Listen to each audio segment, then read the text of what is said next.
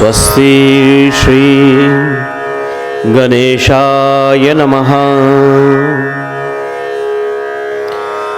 गजाननं भूतगणादिसेवितं कपित्थजम्बूफलचारुभक्षणम् उमासुतं शोकविनाशकारकं नमामि विघ्नेश्वरपादपङ्कजम्।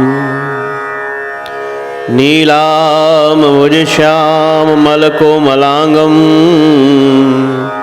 सीतासमारोपितवामभागं पाणो महास्यायकचारुचापं नमामि रामं रघुवंशनाथम्। अतुलितबलधामं हेमशयलाम्बदेहं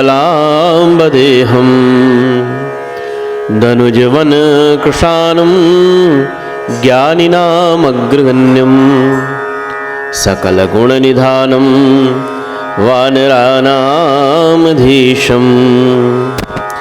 रघुपति प्रियभगतं वातजातं नमामि। अखण्डमण्डलाकारं व्याप्तं येन चराचरं तत्पदं दर्शितं येन तस्मै श्रीगुरुवे नमः। गुरुर्ब्रह्मा गुरुर्विष्णु गुरुदेवो महेश्वराय गुरुसाक्षात् परमब्रह्मा तस्मै श्रीगुरुवे नमः। श्री गुरु चरण सरोज रज निज मन मुकुर सुधार भरणौ रघुबर विमल यश जोदायक फल चार। बुद्धिहीन तनु जानिके सुमिरो पवन कुमार बल बुद्धि विद्या देहु मोहि हरहु कलेश विकार। सियावर रामचंद्र भगवान की जय। बोलिए शंकर भगवान की जय। श्री वृंदावन बिहारी लाल की जय। श्री हनुमान जी महाराज की जय। श्री सद्गुरुदेव भगवान की जय। श्री गोस्वामी तुलसीदास जी महाराज की जय। ओम नमः पार्वती पतये हर हर हर महादेव।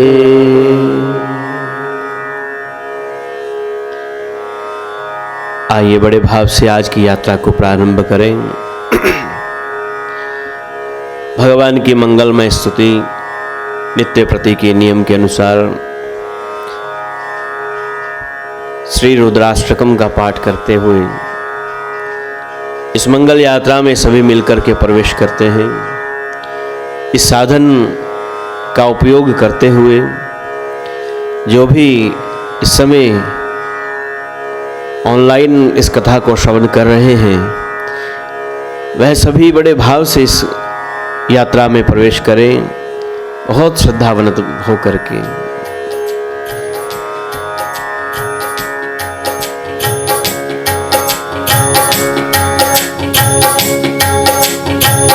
नमामि शमीशानं निर्वाण रूपं विभुं व्यापकं ब्रह्म वेद स्वरूपं निजं निर्गुणं निर्विकल्पं निरीहं चिदाकाशमाकाश वासं भजेऽहं।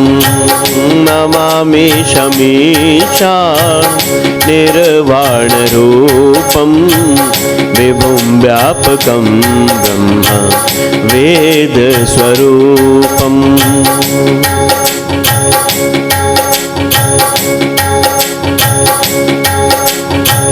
निराकार ओंकार मूलं पुरीहं गिरा ज्ञान गो ज्योतितमीशं गिरीशं करालं महाकालं कृपालं गुनागार संसार पारं नतोऽहं तुषारादिसङ्काश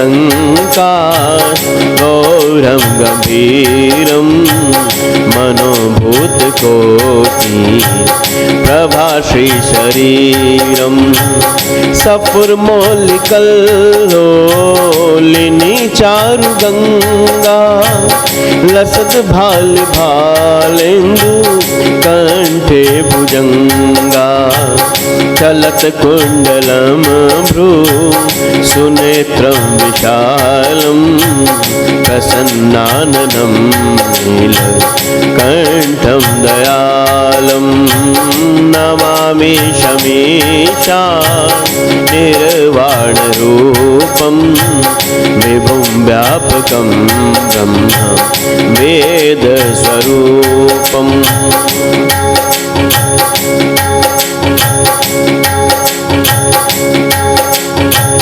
मृगाधीश चर्माम्बरं मुण्डमालं प्रियं शङ्करं सर्वनाथं भजामि प्रचण्डं प्रकस्तं प्रगल्भं परेशम् अखण्डम् अजं भानु कोटिप्रकाशं त्रैशूलनिरमूलनं शूलपाणि भजेऽहं भवानी पतिं भावगम्यं नमामि शमीशा निर्वाणरूपं विभुं व्यापकं ब्रह्म वेदस्वरूपम्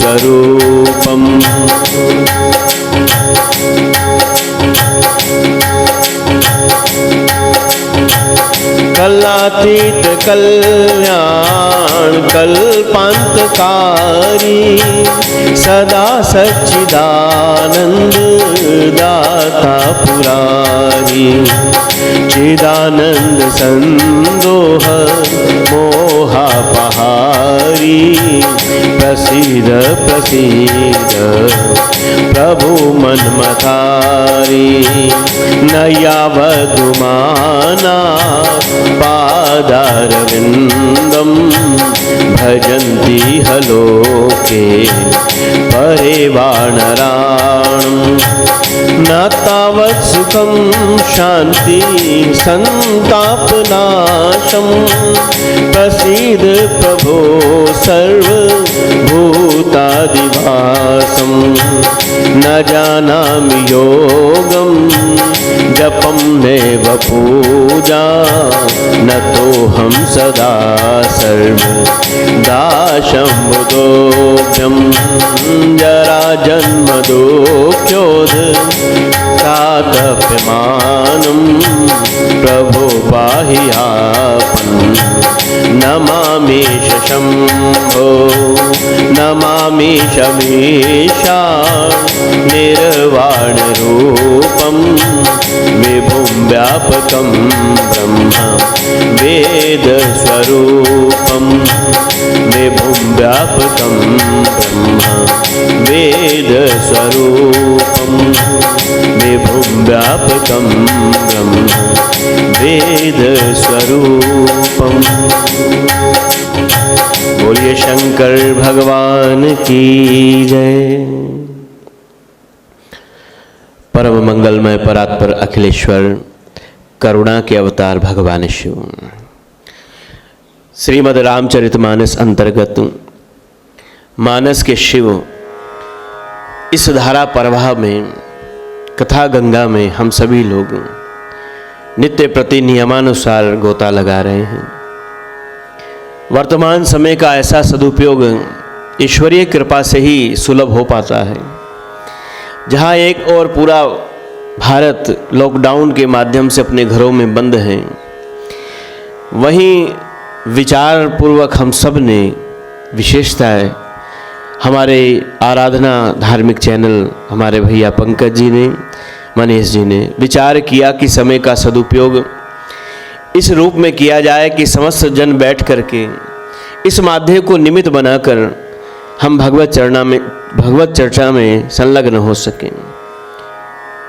वैसे भी हमने प्रथम दिन चर्चा किया था, वही भगवत पथ का पथिक हो पाता है जिसके जीवन में पाथेय के रूप में भगवान की शक्ति उनको प्रदान होती है, जो पाथेय लेकर के राह खर्च के रूप में अपने जीवन में राम नाम संजो करके रखते हैं। और अति हरि कृपा जाहि पर होई, पाव देहि एहि मार्ग सोई। कल चर्चा कर रहे थे, भगवान शिव ने कामदेव को अपने तीसरे नेत्र से जब देखा, दो नेत्रों से भगवान को कामदेव दिखाई नहीं दिए, तब शिव तीसरा नयन उघारा, शंकर जी ने तीसरा नेत्र खोला। बड़ा सुंदर हमारे संतों ने इसकी व्याख्या किया। तीसरा नेत्र किस चीज का प्रतीक बताया गया? दो नेत्र हमारे सामान्य नेत्र होते हैं, तीसरा नेत्र हमारे भगवत कृपा का नेत्र बताया गया, हमारे ज्ञान का नेत्र बताया गया। और काम रूपी वासना को अंत करने का सबसे बड़ा महत्वपूर्ण साधन प्रभु की कृपा ही बताया गया है। अन्यथा तो कोई भी व्यक्ति वासनाओं से अपने आप को बचा नहीं सकता है। गुरुदेव लिखते हैं, तेरे दर पर दया में सर झुकाए हम भी बैठे हैं, मेहर की एक नजर कृपा कर सर झुकाए हम भी बैठे हैं। लुटेरे 5 हैं पीछे हमें जो लूटते आए। ये विषय विकार इत्यादि जो 5 प्रकार के लुटेरे हम बताए गए, वो लूट रहे हैं हमारी निधि को। उसको संजो करके रखने का केवल एक ही साधन भगवान शिव ने कहा है। मानस के शिव, इसी रूप में हम उनके प्रसाद को स्वीकार कर रहे हैं गोस्वामी जी के। भगवान कहना चाहते हैं कि जिसके जीवन में प्रभु कृपा रूपी बल है, जो कृपा प्रभु की है, तभी वो विषय विकारों से बच पाएगा। अन्यथा तो जीवन दलदल में डूबता ही जा रहा है, डूबता ही जा रहा है। और एक दिन ऐसा आएगा, हम उस दलदल में दब करके अपने जीवन को ही समाप्त कर देंगे। आयु तो चलती ही है, श्वास सांस करके हमारे जीवन को यह समाप्त कर ही रही है। लेकिन आचार्यों का मानना है कि हमें अपने आंगन को संवारना चाहिए। आंगन क्या है? हमारा मन, जहाँ हमें भगवान की प्रतिष्ठा करनी है। हमारे घर का आंगन भी साफ नहीं होगा, कोई बाहर का व्यक्ति आकर के दूर से भी देख करके नहीं आएगा। आंगन गंदा है तो वहाँ कोई सामान्य व्यक्ति नहीं आ सकता है। और हमारा मन यदि विकारों से युक्त होगा तो भगवान तो आने का विचार भी नहीं कर सकते। भगवान ने तो एक ही घोषणा किया है ना कि निर्मल मन जन सो मोहि पावा, मोहि कपट छल छिद्र न बावा। बहुत सुंदर भाव गाया गया है। हमने आंगन नहीं संवारा, कैसे आएंगे भगवान? आइए कथा को प्रारंभ करने से पूर्व अपने मन रूपी आंगन को संवार लेते हैं। करना कैसे है? राम नाम रूपी उस झाड़ू से हम अपने मन की मैल को समाप्त करेंगे। बोलिए शंकर भगवान की जय।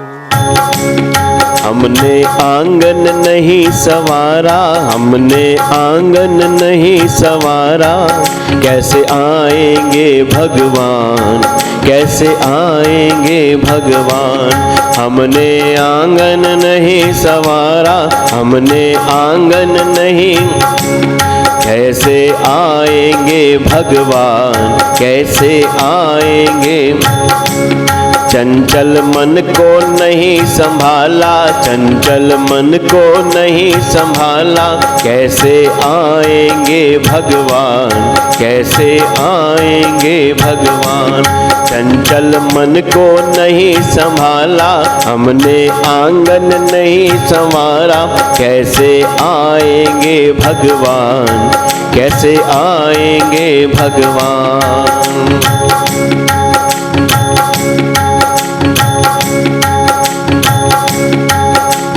हर कोने पर गंदेपन की लगी हुई है ढेरी, हर कोने पर गंदेपन की लगी हुई है ढेरी। नहीं ज्ञान की किरण कोई भी, हर कोठरी अंधेरी। नहीं ज्ञान की किरण कोई भी, हर कोठरी अंधेरी। आंगन चौबारा अंधियारा, आंगन चौबारा अंधियारा, आंगन चौबारा अंधियारा।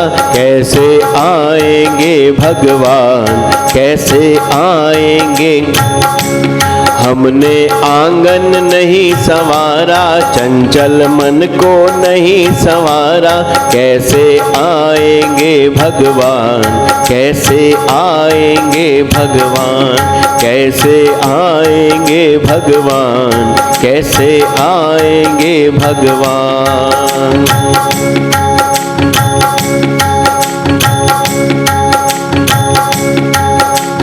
हृदय हमारा पिंगल न पाया, जब देखा दुखियारा। हृदय हमारा पिंगल न पाया, जब देखा दुखियारा। किसी पंथ को लेकर तुमने पाया नहीं सहारा, किसी पंथ को लेकर तुमने पाया नहीं सहारा। सूखी है करुणा की धारा, सूखी है करुणा की धारा। कैसे आएंगे भगवान, कैसे आएंगे भगवान। हमने आंगन नहीं संवारा, चंचल मन को नहीं संभाला। कैसे आएंगे भगवान, कैसे आएंगे भगवान, कैसे आएंगे भगवान, कैसे आएंगे भगवान।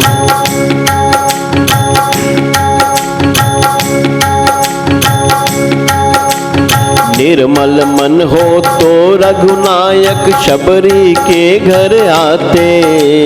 निर्मल मन हो तो रघुनायक माँ शबरी घर आते। शाम सूर की बाहाँ पकड़कर साग विधुर घर खाते। शाम सूर की बाहाँ पकड़कर साग विधुर घर खाते। इस पर हमने नहीं विचारा, इस पर हमने नहीं, इस पर हमने नहीं विचारा। कैसे आएंगे भगवान, कैसे आएंगे भगवान, कैसे आएंगे भगवान, कैसे आएंगे। हमने आंगन नहीं संवारा, चंचल मन को नहीं संवारा। हमने आंगन नहीं संवारा, चंचल मन को नहीं संभाला। कैसे आएंगे भगवान, कैसे आएंगे भगवान, कैसे आएंगे भगवान, कैसे आएंगे भगवान, कैसे आएंगे भगवान, कैसे आएंगे भगवान। भगवान की एक ही घोषणा है, निर्मल मन जन सो मोहे पावा, मोहे कपट छल छिद्र न भावा। मन रूपी आंगन हमारा इस वासनाओं से मुक्त नहीं होगा, साफ नहीं होगा, भगवान कभी भी नहीं आ सकते हैं। भगवान कामदेव पर क्रोध करते हैं, उस प्रभु की कृपा रूपी तीसरे नेत्र से जला करके भस्म कर दिया। लेकिन शिव का चिंतन देखिए, शिव को काम जगा देता है और सामान्य हम जैसे मानवों को काम सुला देता है। शिव कहते हैं कि काम उसको सुला सकता है जो काम की मार से काम में लिप्त रहता है, जो राम का आश्रय नहीं लेता है। मेरा तो जीवन राममय है। शंकर जी ने क्रोध किया और एक क्षण में शंकर जी करुणा का अवतार भी ले लेते हैं। रति को भगवान कहते हैं तुम्हारा पति अब तो जल करके समाप्त हो गया, लेकिन मैं तुमको आशीर्वाद देता हूँ। वही शिव एक क्षण में क्रोध है और दूसरे क्षण में करुणा है। ये शिव का चिंतन है, ये शिव का जीवन है जी। हमारा क्रोध जो सुबह चलता है सारा दिन रहता है, हम अपने क्रोध को अपने ऊपर हावी कर लेते हैं। शिव अपने क्रोध को उतना ही उपयोग करते हैं जैसा हमारे घर के अंदर हमारे घर में सेवा करने वाला कोई सेवक होता है। जितनी देर का काम है उतनी देर सेवक को बुलाया, उसके बाद वो अपने घर चला जाता है, हम अपने घर आ जाते हैं। लेकिन हमारा क्रोध मालिक की तरह आता, जो सुबह का आया रात्रि तक अपने साथ ही रखते हैं। शिव ऐसा नहीं करते। शिव करुणा करते हैं रति के ऊपर, और करुणामय भगवान शिव ने उनको आशीर्वाद दिया कि जब यदुवंश कृष्ण अवतारा, होई हरन मही भार भारा। कृष्ण तनय होए पति तोरा, बचन अन्यथा होए न मोरा। रति को आशीर्वाद दिया कि तुम्हारा पति मिलेगा कब? जब कृष्ण का अवतार द्वापर युग में होगा। भगवान अपनी घोषणा को सिद्ध करने के लिए अवतार लेंगे। जब जब होई धर्म की हानि, बाढ़ई असुर अधम अभिमानी। अथवा तो भगवान कहते हैं यदा यदा धर्मस्य ग्लानिर्भवतु भारत, जब इस भूमि पर अत्याचार बढ़ेगा तब कृष्ण अवतार लेंगे, तब उनके पुत्र प्रद्युम्न के रूप में तुमको तुम्हारा पति प्राप्त हो जाएगा। रति ने भगवान को प्रणाम किया और प्रतीक्षा करने लगी। भगवान का आशीर्वाद धैर्य के साथ रति ने स्वीकार किया है।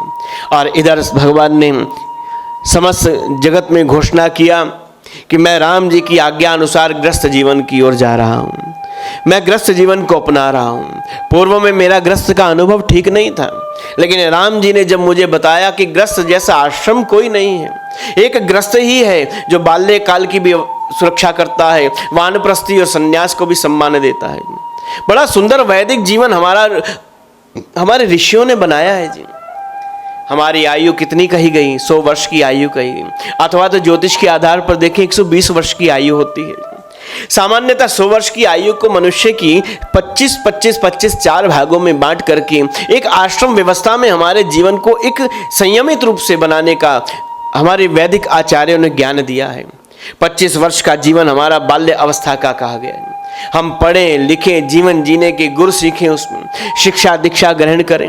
उसके पश्चात 25 वर्ष की आयु और 50 वर्ष की आयु तक हम लोग ग्रस्त जीवन का निर्वाह करें, फिर वानप्रस्थी हो जाएं 75 वर्ष की आयु तक, फिर सन्यासी जीवन जिएं। गुरुदेव कहते हैं वानप्रस्थी जीवन कैसा होना चाहिए? वानप्रस्थी जीवन ऐसा होना चाहिए, न हर भूलो न जग छोड़ो, कर्म कर जिंदगानी में, रहो दुनिया में यूं जैसे कमल रहता है पानी में। रहना भी है और लेकिन लिप्त भी नहीं होना है। कमल जैसे दलदल में रहता है, लेकिन दलदल उसके ऊपर एक अंश भी उसके ऊपर नहीं आती, क्योंकि दलदल में रहकर भी दलदल से अलग है। उसको कोई अर्थ नहीं है कि क्या चल रहा है, नीचे दलदल है या क्या है।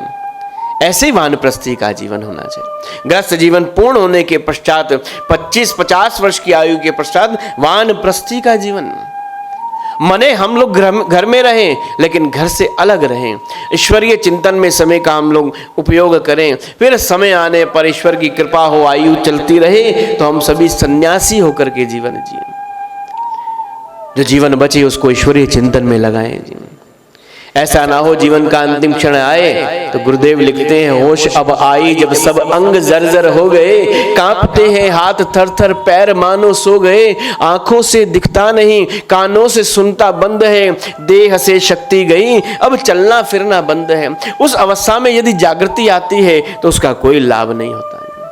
कहना चाहे राम, जीवा में इतनी भी सामर्थ्य ना रहे कि वो बोल भी ना पाए जी। बुद्धि विचार शून्य हो गई, इंद्रियां शिथिल हो गई हैं। उस अवस्था में भी जागृति आई तो क्या आया जी? हमें तो हम हर क्षण जागरण होना है जी। प्रभु की कृपा हमको अनुभव करनी है। भगवान ने पूरे जगत में कहा कि राम आज्ञा के कारण से मैं ग्रस्त जीवन में अपने को पुनः संलग्न कर रहा हूं। देवताओं ने जब ये सुना कि हमारे भगवान राम शिव रामाज्ञा से ग्रस्त जीवन में प्रवेश कर रहे हैं, सब और देवताओं ने सबको प्रसन्नता हुई। भगवान शिव की जय जयकार होने लगी है। गोस्वामी जी बहुत सुंदर लिखते हैं, जब भगवान ने कहा कि मैं विवाह के लिए तैयार हूँ, स्वीकृति दिया, तब क्या किया देवताओं ने कि पृथक पृथक तिन कीन प्रशंसा, भय प्रसन्न चंद्र अवतंसा, बोले कृपा सिंधु वृष केतु, कहो अमर आए के ही हेतु। व्यक्ति से जाकर के सब देवताओं ने भगवान को स्तुति किया। अलग अलग जाकर के व्यक्तिगत मिलते हैं, लेकिन जो कहना चाहते हैं वो बता नहीं पा रहे हैं। जो जिस बात के लिए वो प्रसन्न है वो कह नहीं रहे हैं जी। भगवान शिव ने पूछा, कहो अमर आए के ही हेतु, किस लिए आए हैं? लेकिन गोस्वामी जी कहते हैं कि स्वार्थी देवता अपने स्वार्थ के लिए भगवान शिव की समाधि को तो खोल पाए, लेकिन अपने को बता नहीं पाए कि वो प्रसन्न क्यों है और शंकर जी से मिलने क्यों आए हैं। स्वार्थी व्यक्ति हमेशा घुमावदार भाषा बोलता है, सीधे सीधे नहीं। हमें भी किसी को काम होगा, किसी स्वार्थी व्यक्ति को किसी से काम होता है तो वो अपने आने का कारण नहीं बताएगा। किसी नेताजी के पास जाएं, कोई काम हो तो सीधे सीधे नहीं कहेंगे कि ये काम करा दीजिए। घुमा फिरा के पहले उनकी प्रशंसा करेंगे, फिर कुछ और कहेंगे, फिर कुछ और, फिर अंत में अपने आने का कारण बताएंगे। गोस्वामी जी कह रहे हैं, शिव जी ने जब ये कहा, कहो अमर आए के ही हेतु, तब देवताओं ने भी घुमा फिरा के बात कही। सीधे सीधे नहीं कहा कि भगवान आप विवाह करेंगे तो आपका पुत्र जो होगा वो तारकासुर का वध करेगा। आने का कारण बताया, लेकिन भगवान उनके आने का कारण समझ गए और मन ही मन मुस्कुराने लगे। भगवान ने जैसे ही समस्त जगत को स्वीकृति दिया, उसी क्षण देवता ब्रह्मा जी के पास पहुँचे। ब्रह्मा जी ने सप्तऋषियों को बुलाया और बहुत सुंदर भाव, जैसा हमारे विवाह के समय में भी हुआ करता है, हमारे बच्चों के विवाह के समय भी एक परंपरा है, जब विवाह पूरा रख दिया जाता है, तिथि निश्चित हो जाया करती है, तब एक लगन पत्रिका उसको लिखवा करके वर पक्ष के द्वारा कन्या पक्ष को और उधर से भी इस प्रकार का भाव प्रकट किया जाता है। ऐसे ही ब्रह्मा जी ने सप्तऋषियों को बुलाया।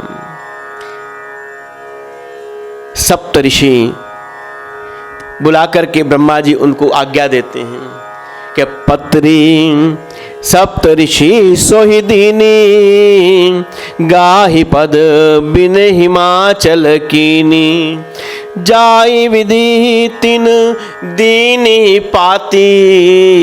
ब्रह्मा जी ने लगन पत्रिका लिख के दिया और कहा कि जाओ तुरंत राजा हिमाचल को इसकी सूचना दीजिए।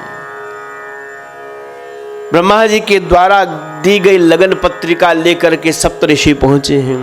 गोस्वामी जी ने लिखा है कि ये वो क्षण होता है एक पिता के जीवन में जब कन्या के विवाह की लगन पत्रिका वर पक्ष से आया करती है। कन्या के पिता के मन के भावों को गोस्वामी जी कहते हैं कि उसके जीवन में हंसी के, प्रसन्नता के वो क्षण है जब उसके आंख से स्वतः ही आंसू आने लगते हैं। एक आंसू दुख के होते हैं, एक आंसू प्रसन्नता के होते हैं। दुख में भी मनुष्य रोया करता है और जब मन अति प्रसन्न होता है तो भी आंख से आंसू स्वतः ही बहने लगते। ये प्रेम की पराकाष्ठा होती है। लगन बाची आज सब ही सुनाई, हर्षे मुनि सब सुर समुदाय, सुमन वृष्टि नभ बाजन बाजे, मंगल कलश दसों दिशि साजे। बोलिए शंकर भगवान की जय। लगी है, सुमन वृष्टि होने लगी और सबने अपने घरों के द्वार मंगल तोरण द्वार बनाने प्रारंभ कर दिए। मंगल कलशों की स्थापना किया जाने लगा। लागे संवारन सकल सुर, वाहन विदित विधान, होई सगुन मंगल सुबद, करें अपचरा गान। सब जगह शुभ शकुन होने लगे, सबको शिव जी के विवाह की उमंग होने लगी। राजा हिमाचल भी प्रसन्नता से और इधर देवता भी अपने अपने वाहनों को सजाने लगे हैं। अप्सराओं ने गान प्रारंभ कर दिया और गोस्वामी जी कहते हैं भगवान शिव का विवाह होना है, लेकिन भगवान शिव की किसी को भी चिंता नहीं है जी। जिनका विवाह होना है उनकी चिंता नहीं, अपने अपने कामों में लग गए, अपने वाहनों को सजाने में लग गए, अपने आप को तैयार करने में लगे हैं। लेकिन दूल्हे को कौन सजाएगा? दूल्हे की चिंता कौन? किसी को चिंता नहीं, ना उनकी माता है ना उनके पिता है। कौन उसको हल्दी लगाएगा, कौन उनके हाथ में कंगना बांधेगा, कौन उनको तैयार करेगा जी। लगे सवारन सकल सुर, वाहन विदित विधान, होए सगुन मंगल सुबद, करें अप्सरा गान। सब अपने अपने कामों में लग गए। भगवान शंकर के गण नंदी ने कहा कि बाबा जी मुझे नहीं लगता कि आपका विवाह होने वाला है। भगवान कहते तुमने ऐसा क्यों विचार किया? बोले देखो जिसका विवाह होता है उसके आसपास तो उसके मित्रों की, उसके संबंधियों की भीड़ जमा हो जाती है, आपको तो छोड़ करके ही सारे चले गए जी। भगवान का दिव्य श्रृंगार होना प्रारंभ हुआ। देवता अपनी तैयारी करते हैं, गण अपनी तैयारी करते हैं, सब अपनी अपनी तैयारी में जुटे। गण कहते हैं भगवान आप चिंता नहीं करें, आप हमारे भगवान हैं और अपने भगवान को तैयार करना ये भक्त का कार्य होता है। अपने भगवान की तैयारी करना, उसका उत्सव मनाना ये हमारा धर्म भी है, हमारा दायित्व भी है और जीवन का कर्तव्य भी है जी। देवताओं की किस प्रकार तैयारी है और गणों की किस प्रकार तैयारी है। शिव गण बाबा जी को तैयार कर रहे हैं।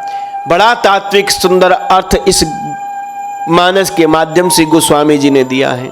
शिव जी की तैयारी कैसी है? कौन हल्दी लगाएगा, कौन उनको कंगना बांधेगा? भगवान शिव को तैयार कर रहे हैं। शिव कहें कैसे दूल्हा बना जाता है मुझको नहीं मालूम है जी, मुझे तो ये मालूम है कि शमशान भूमि में कैसे रहा जाता है, मुझे ये मालूम है चिता की भस्म कैसे लगाई जाती है, मुझे ये मालूम है कि जो मुर्दा मेरे शमशान भूमि में आया है उसके साथ कैसे रहना है, मुझे ये नहीं मालूम दूल्हा कैसे बनना है जी, मुझे ये नहीं मालूम कैसे हल्दी लगनी है, कैसे कंगना बनना है। शिवगण कहते हैं कि ऐसा श्रृंगार बाबा जी आपका करेंगे, आप चिंता ना करो, आपको नहीं मालूम, लेकिन हमने तो कई जगह देखा है, कई शादियों में देखा है, दूल्हा एक वाहन पर बैठ करके जाता है, बहुत सुंदर तैयार किया जाता है, बहुत आकर्षक दूल्हा लगता है। सब में ज़्यादा शोभा किसकी होती है? बोले उस घोड़े पर बैठे हुए दूल्हे की होती है। भगवान आप चिंता ना करें जी, आपको हम तैयार करेंगे, ऐसा तैयार करेंगे कि आज से पहले ऐसा दूल्हा किसी ने नहीं देखा और आज के बाद ऐसा दूल्हा कोई जगत देखेगा भी नहीं। हमारे पुराणों में दो ही देवता हैं जिनकी बारात निकला करती है जी, एक भगवान राम जी की और एक भगवान शंकर जी की। भगवान राम जी की बारात विलक्षण बारात होती है जी, और भगवान शिव की बारात अद्भुत बारात है। कैसा सुंदर तात्विक वर्णन करते हैं। शिव श्रृंगार का भाव दर्शन से भरा हुआ है। गोस्वामी जी कहते हैं बच्चों को तो खूब सजाया है, जगत के दूल्हे खूब सजाए, अब जगदीश्वर को सजाने की बारी है। गोस्वामी जी ने जो पंक्तियां लिखी हैं, आइए उन पंक्तियों का हम लोग गान करें। बहुत भाव से शंकर जी को तैयार करते हैं जी।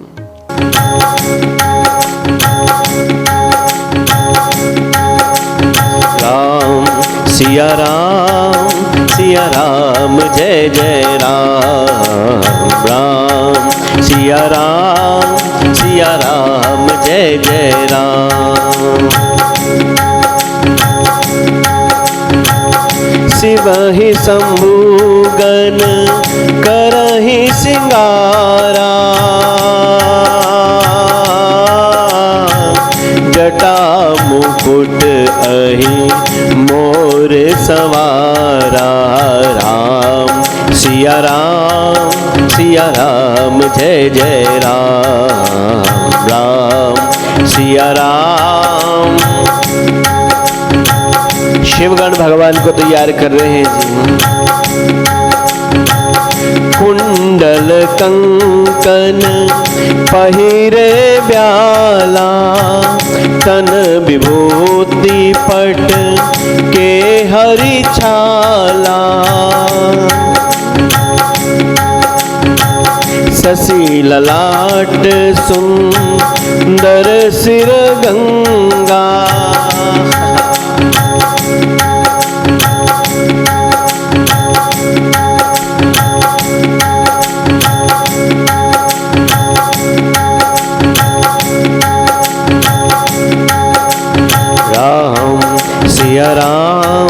सिया राम जय जय राम, राम सिया राम जय जय राम। कुंडल कंकन पहिरे ब्याला, तन विभूति पट के हरि छाला, धाम सिया राम जय जय राम। शशि ललाट सुंदर सिर गंगा, नयन तीन उपबीत भुजंगा। राम सिया राम जय जय राम राम। भगवान शिव तैयार हो रहे हैं जी गनों के द्वारा। कुंडल पहना दिए गए भगवान को। गोस्वामी जी कह रहे हैं किस प्रकार के कुंडल हैं, व्याख्या करते हैं अभी। गरल कंठ उर नर सिर गंगा, अशिव वेश शिव धाम कृपाला। राम सिया राम जय जय राम राम। सिया राम जय जय राम। शिव ही शंभुगन करहि सिंहारा, जटा मुकुट अहि मोर समारा।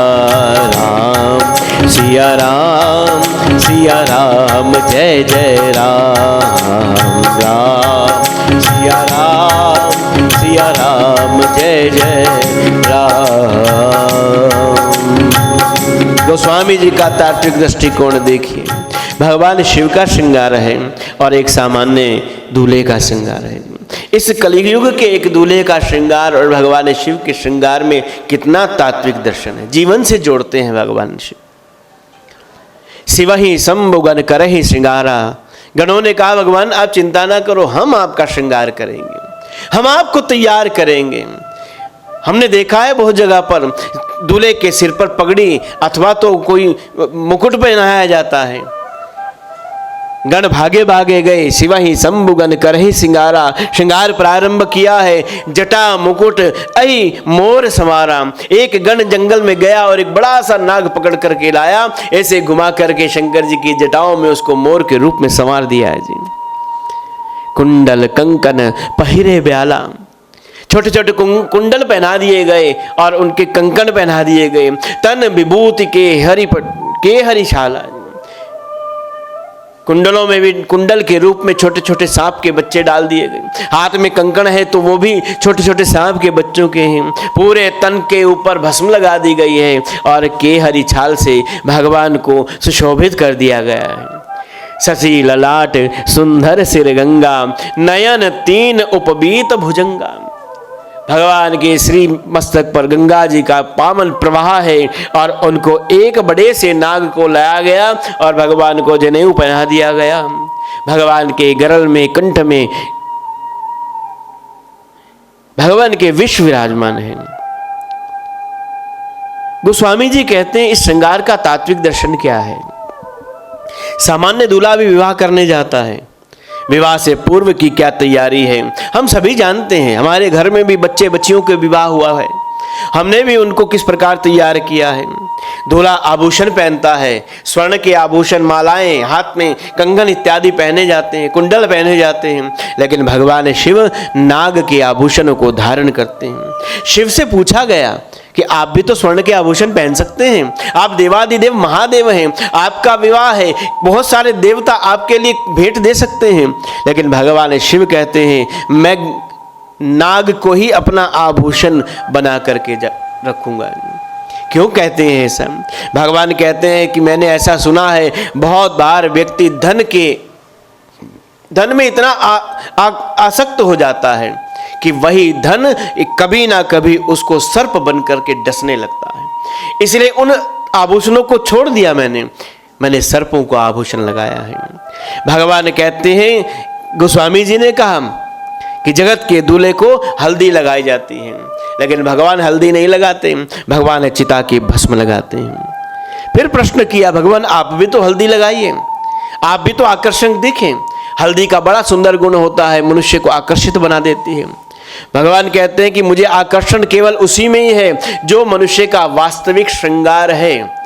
मनुष्य का वास्तविक श्रृंगार क्या है? लाख बड़े बड़े आभूषण हम पहन लें, लाख बड़े बड़े महलों में रह लें, लेकिन अंततो गत्वा हमारी अंतिम गति क्या है? बोले भगवान कहते हैं अंतिम मनुष्य का श्रृंगार है वो चिता पर लेटना और चिता में जलकर भस्म हो जाना। यही वास्तविक और असली श्रृंगार मनुष्य का है जी।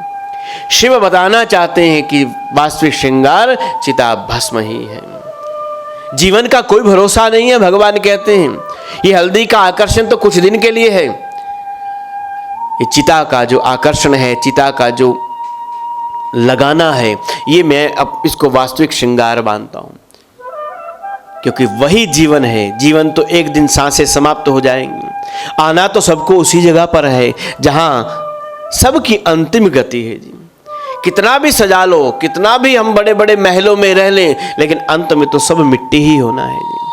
गुरुदेव लिखते हैं कि मिट्टी पानी से बनी, मिट्टी में फिर मिल जाएगी, खाक होगी यह किसी के काम फिर ना आएगी, फिर हमेशा के लिए नामो निशान मिट जाएगा, भूल जाएंगे किसी को याद भी नहीं आएगा जी। मेरे इतने संबंधी, मेरे इतने मित्र, मेरा इतना धन, मेरा इतना व्यापार, मेरा इतना साधन कुछ भी तो नहीं। मिट्टी से बना है शरीर और एक पोटली में ही मिट्टी बन करके गंगा जी में प्रवाहित कर दिया जाएगा। भगवान कहते हैं मुझे सबसे प्रिय लगता है वो शमशान में वो जलता हुआ जो मुर्दा है, वही मेरा वास्तविक श्रृंगार है।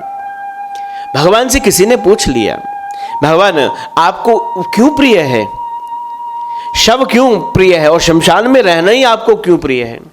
भगवान कहते हैं कि हे याचक, हे प्रश्नकर्ता, भगवान ने उत्तर दिया। भगवान कहते हैं अगर कोई यात्रा वास्तविक यात्रा है, मनुष्य की अंतिम यात्रा ही वास्तविक यात्रा है। मुर्दे में ही इतना बल होता है, जब कंधे पर आता है तभी मनुष्य राम का नाम ले पाता है। जीवन भर राम नाम ना कहने वाला मनुष्य भी यदि किसी शव को उठाता है तो उसके बल से वो राम नाम कहने लग पड़ता है। कहते हैं एक बार भगवान शिव आसमान से विचरण कर रहे थे, देखा कुछ शव यात्रा लेकर के कुछ लोग जा रहे हैं, सब बोल रहे हैं राम नाम सत्य है, राम नाम सत्य है। भगवान को लगा कि बड़े अच्छे लोग हैं, ये तो मेरे इष्ट देवता का नाम ले, इतनी भीड़ मेरे इष्ट देवता का नाम लेती हुई जा रही है। भगवान उनके साथ हो लिए, शमशान भूमि में गए, उस शव का दाह किया। जब लौट करके आ रहे थे तो किसी ने भी ये नहीं कहा एक दूसरे को भाई राम नाम सत्य है, अभी तो भगवान शंकर ने किसी से कहा भाई जी राम नाम सत्य है। भगवान ने जब ये कहा राम नाम सत्य है तो उस व्यक्ति ने कहा कि तुम्हारा दिमाग खराब है, राम नाम सत्य है। भगवान कहते मैंने उसी क्षण विचार किया कि राम नाम सत्य कहने वाला वो जो कंधे पर रखा हुआ प्राणी था, वो जो चला गया, उसी के बल से ये मेरे इष्ट देवता का नाम लेते थे, वो ज्यादा बलवान है, इसलिए वहां शमशान में भगवान आकर के रहने लगे। भगवान कहते हैं वास्तविक श्रृंगार हल्दी नहीं है, वास्तविक श्रृंगार ये चिता है, वास्तविक श्रृंगार चिता की भस्म है। जीवन दिखने वाला क्षण भर में जीवित रहता है और क्षण भर में काल का ग्राह हो जाता है। क्षण भंगुर जीवन की कलिका कलप्रात को जाने, खिले न खिले मलयाचल की शुचि शीतल छंद सुगंध समीर चली न चली, कलिकाल कुठार लिए फिरता तन नम्र है चोट झिली न झिली, जपले हरि नाम हरि रसना फिर अंत समय तू खिली न। अंत काल का क्या भरोसा। भगवान कहना चाहते हैं तात्विक दर्शन है भगवान के इस दिव्य श्रृंगार का, इसलिए हमने भगवान ने कहा मैंने चिता भस्म लगाई। गोस्वामी जी कहते हैं सामान्य दूल्हा घोड़े पर बैठ करके जाता है, लेकिन भगवान नंदी पर बैठ करके जाते हैं। भगवान ने कहा कि घोड़ा जो है वो काम का प्रतीक है और नंदी धर्म का प्रतीक है। गृहस्थ जीवन को प्रारंभ करना है तो धर्म की परिधि में ही प्रारंभ करना होगा। गृहस्थ जीवन बहुत सुंदर आश्रम कहा गया है। हमारे 16 संस्कारों की इस सुंदर परंपरा में, उस सुंदर श्रृंखला में विवाह संस्कार एक अद्भुत श्रृंगार है, अद्भुत संस्कार है जिससे नए जीवन का प्रारंभ होता है। 16 संस्कार हमारी वैदिक सनातन परंपरा में हर सनातन व्यक्ति को जानने चाहिए। शायद कोई ही जानता होगा, जानते होंगे तो क्रम से नहीं जानते होंगे। अब तो केवल 2 अथवा 3 संस्कार ही हमको जानने शेष रह गए। जन्म का नामकरण संस्कार, विवाह संस्कार और फिर अंतिम संस्कार। उसमें भी संस्कारों के नाम से औपचारिकता है जी। भगवान कह रहे हैं कि ग्रस्त जीवन को हमने ग्रस्त जीवन में जाना है तो धर्म की परिधि में जाना होगा। धर्म की परिधि में हुआ ग्रस्त जीवन, लाख दुख आएंगे, लाख विपरीत स्थितियां होंगी, लेकिन धर्म की नींव पर बना हुआ ग्रस्त जीवन है ना, वो लाख विपरीत अवस्था में भी सदा सुखी ही रहेगा। लाख विपरीत होगा, लाख दुख होंगे, लेकिन उन दुखों में भी धर्म की परिधि यदि है, वो दुख भी नगण्य दिखाई देते हैं जी। हंस करके लोग ग्रस्त जीवन को, जो लोग कहते हैं ग्रस्त जीवन बेकार है, इससे अच्छा तो शादी ना करते, उनका विचार खराब हो सकता है जी, उनकी सोच खराब हो सकती है जी।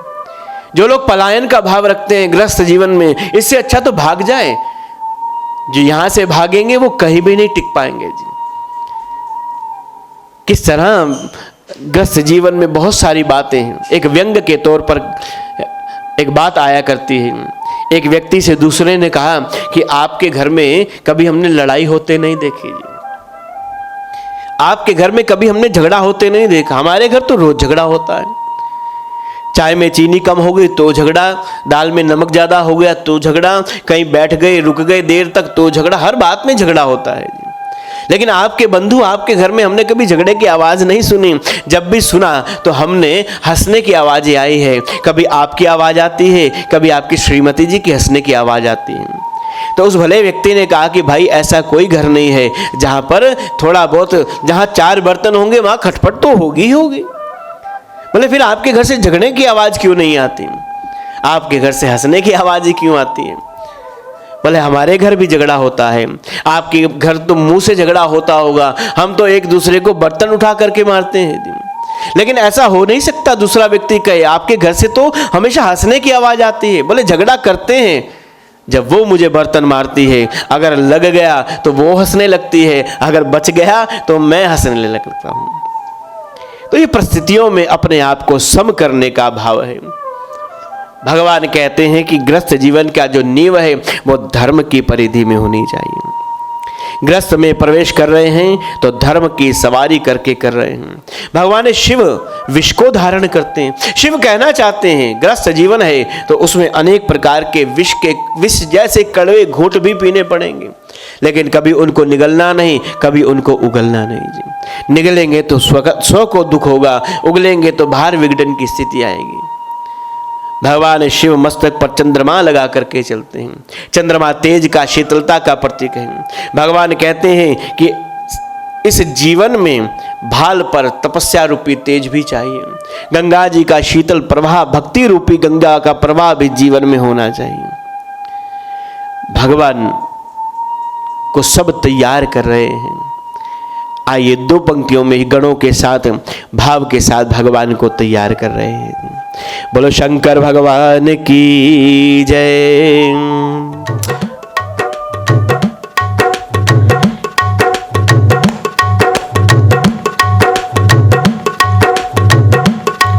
हमारे शिव दूल्हा बनाए जाएंगे, हमारे शिव दूल्हा बनाए जाएंगे, हमारे शिव दूल्हा बनाए जाएंगे, हमारे शिव दूल्हा बनाए। हाथ में उनके कंगना बंधेगा, हाथ में उनके कंगना, हाथ में उनके कंगना बंधेगा, हाथ में उनके, और पटरी पर बिठाए जाएंगे, हमारे शिव दूल्हा बनाए जाएंगे, हमारे शिव दूल्हा बनाए। हम माथे पर उनके चंदा सजेगा, माथे पर उनके चंदा, जयकार बुलाए जाएंगे, हमारे शिव दूल्हा बनाए जाएंगे, हमारे शिव दूल्हा बनाए जाएंगे, हमारे शिव दूल्हा बनाए जाएंगे। इस भाव के साथ इस भगवान शिव को तैयार किया गया।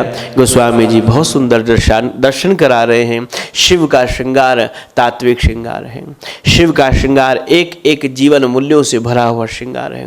अगर भस्म लगाई है उसका भी कोई अर्थ है, गले में विष है उसका भी कोई अर्थ है, मस्तक पर चंद्रमा है तो उनका भी कोई अर्थ है। समस्त प्रकार के उन तत्वों को धारण करके भगवान शिव दूल्हा बन करके जा रहे हैं। बोलो शंकर भगवान की जय।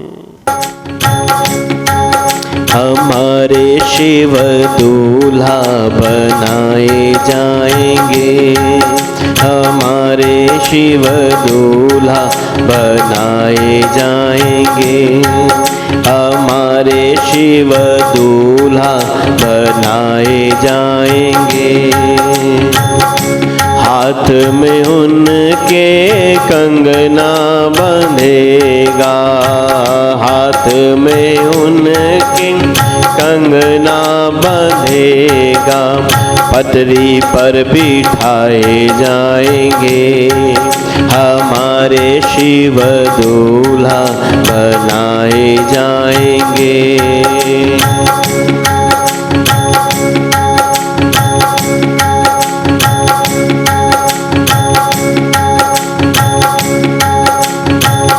माथे पे उनके चंदा सजेगा, माथे पे उनके चंदा सजेगा, नंदी पर बिठाए जाएंगे, हमारे शिव दूल्हा बनाए जाएंगे, हमारे शिव दूल्हा बनाए जाएंगे, हमारे शिव दूल्हा बनाए जाएंगे।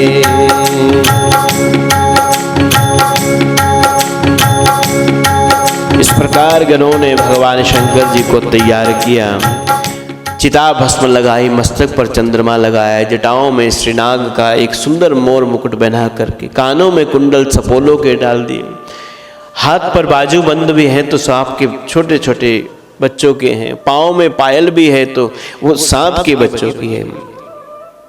सुंदर अपने भावों को समर्पित शिव चरणों में करते हुए शिव जी को नंदी पर आरूढ़ करा दिया। बहुत सुंदर जय जयकार पूरे जगत में शंकर जी का हुआ। बोलो शंकर भगवान की जय। भगवान तैयार हुए। भगवान शंकर जी का रूप देखा तो देवता तो घबराने लगे, भय उनको ही हो गया। मन में घबरा करके एक दूसरे से बात करते हैं कि अगर इनके साथ हम लोग बारात में गए तो हमें सम्मान तो मिलने से रहा, अपितु क्या मिलेगा हम उसकी बात भी नहीं कर रहे। ब्रह्मा जी से कहा, विष्णु जी से कहा, भगवान कोई ऐसा बीच का रास्ता निकालिए ना। ब्रह्मा जी कहते हैं मैं तो असमर्थ हूँ। हाँ, विष्णु जी ने बीच का मार्ग निकाला। शंकर जी के पास गए, कहने लगे बाबा जी इतनी बड़ी बारात है तो हमको एक विकल्प निकालना चाहिए, समस्त देवता अपने अपने समाज के साथ बारात लेकर के आगे की ओर चलें। शिव मुस्कुराने लगे, शिव कहने लगे मन ही मन देवताओं की बात सुन करके कहें आपको सम्मान की लालसा है तो आप अपने अपने समाज के साथ बारात के साथ चल सकते हैं। सारे देवता अपने अपने समाज के साथ बारात में चले।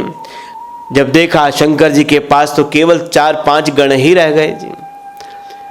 शंकर जी से गणों ने कहा कि भगवान हम तो अकेले रह गए।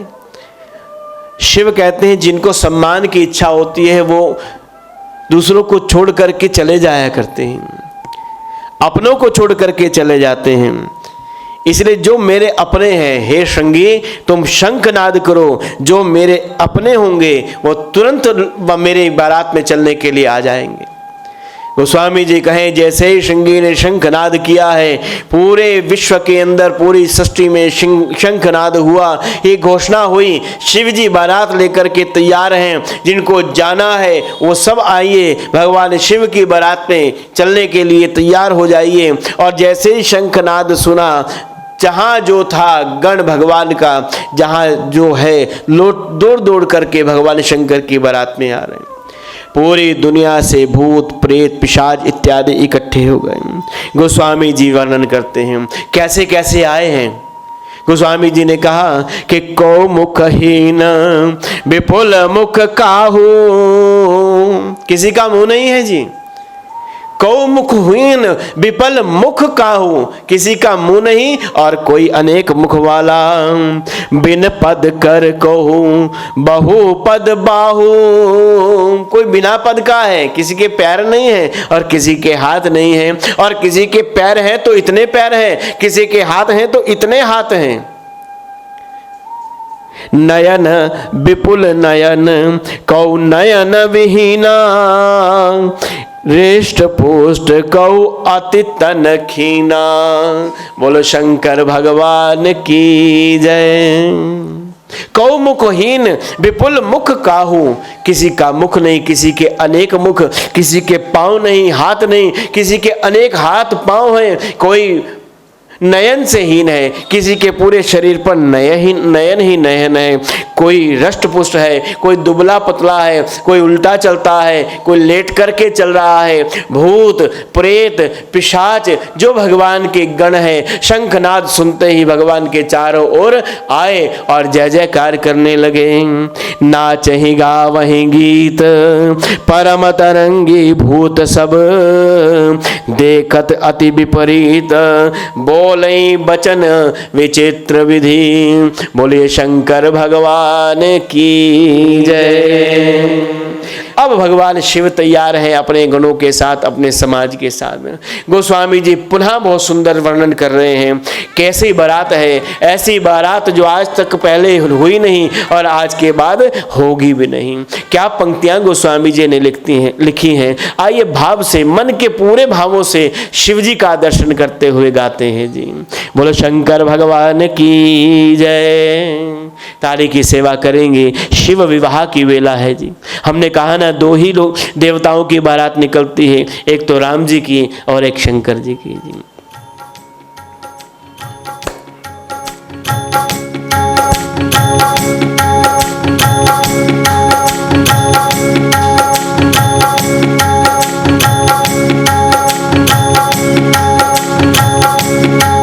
सब भाव से गाइए शंकर जी के विवाह की पावन पंक्तियां हैं जी। किस प्रकार की बारात है। नाचहि गावे गीत परम तरंगी, भूत सब देखत अति विपरीत, बोले बचन विचित्र विधि। ओ हो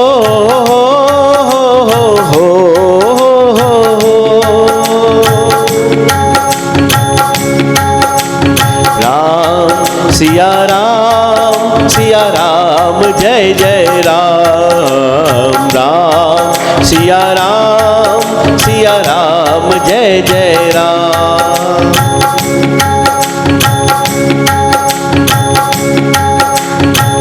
जस दूला तस बनी बाराता, कौतुक विविध होए मग जाता। राम सिया राम जय जय राम, राम सिया राम जय जय राम। यहाँ हिमाचल रचयो बिताना, अति विचित्र नहीं जाई बखाना। राम सिया राम जय जय राम, राम सिया राम जय जय राम। जस दूला तस बनी बरा,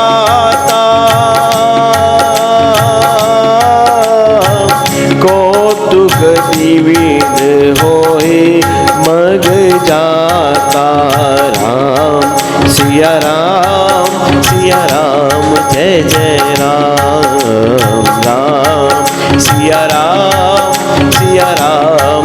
जय जय राम। जैसी बारात जस दूल्हा, जैसा दूल्हा भगवान की वैसी ही बारात बन गई। बारात चली तो गांव गांव के लोग देखने के लिए आने लगे। बारात आई, बारात आई, बारात का चाव सबको होता है। गली में भी कोई बैंड बजने लगे तो लोग छतों पर आकर के देखने लगते हैं। दूल्हे को देखने की इच्छा सबकी होती है। जैसे ही गांव के लोग गांव के बाहर आकर के बारात देखते हैं, गोस्वामी जी लिखते हैं, दूल्हे को देख करके अति विचित्र नहीं जाई बखाना, दूल्हे को देखा तो मुख फेर करके अपने गांव में लौट जाते हैं। बात करते हैं, ना जाने किसके घर में ये बारात जा रही है, किसका कर्म फूटा है जो ऐसा दूल्हा उसके घर में उसकी पुत्री का वरण करने के लिए जा रहा है। हिमाचल में बहुत सुंदर तैयारी हुई है। राजा हिमाचल ने मार्ग में द्वार द्वार पर तोरण द्वार बनाए हैं। हर घर के बाहर तोरण द्वार, कलश स्थापित किए हैं। सब जो जगह आनंद है, उमंग है, उल्लास है। पुत्री पार्वती का विवाह है। कुछ ही क्षण में बारात आएगी और सब लोग नगर के बाहर सीमा पर आकर के नगर में बारात की प्रतीक्षा करने लगे। इतने में देखा कि विमानों का आना शुरू हो गया। विमान आने लगे, उत्साह में लोगों ने जय जयकार करना प्रारंभ किया। विमान आए तो सबसे पहले विमान उतरा है भगवान विष्णु का। भगवान विष्णु इतने सुंदर हैं, विमान से उतरे, पूरे नगर के अंदर हलचल हो गई। इतना सुंदर दूल्हा, इतना विलक्षण दूल्हा, आंखें देख नहीं पा रही हैं उनके रूप लावण्य को। सुंदर दूल्हे को देख करके सब प्रसन्न हैं। एक वृद्ध व्यक्ति से रहा नहीं गया, उसने एकदम पूछ लिया, महाराज क्या आप ही दूल्हे महाराज हो? भगवान विष्णु कहते नहीं, मैं दूल्हा नहीं हूं, मैं तो दूल्हे का संगी हूं, बाराती हूं। वो बूढ़ा और प्रसन्न हुआ, जिस बारात में बाराती इतने सुंदर है, वो दूल्हा कितना सुंदर होगा। भगवान विष्णु कहते हैं अभी आने वाला है, देख लेना कितना सुंदर होगा। कैसा विलक्षण दूल्हा आपने आज से पहले ना कभी देखा होगा, ना ही भविष्य में कभी कोई देख पाएगा। भगवान विष्णु अपने समाज के साथ चले गए। देवताओं का समाज निकलना प्रारंभ हो गया। देवताओं को पुष्पमाला से भगवान की बारात का स्वागत हो रहा है।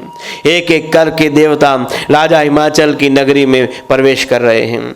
देवताओं का जब समाज निकल गया तब भगवान नंदी पर बैठे हुए दूर से आवाजें आनी शुरू हो गई। भयंकर शोर वहां से आने लगा, जिस ओर से बारात आ रही थी। एकदम मधुर स्वर बंद हो गए और वहां से भूत प्रेत इत्यादियों की आवाज आने लगी। बारात आई, बारात आई, बारात आई। सब लोग बारात की प्रतीक्षा करने लगे और ऐसी बारात अति विचित्र नहीं जाई बखाना।